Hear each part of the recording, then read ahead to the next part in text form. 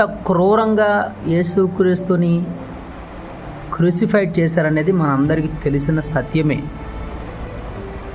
అంత క్రూషియల్గా క్రీస్తుని హింసించిన తరువాత కేవలం అతను మరణించడం చూసి, మరలా చదువుతున్నాను, ఇలాగూ ప్రాణము విడుచుట చూసి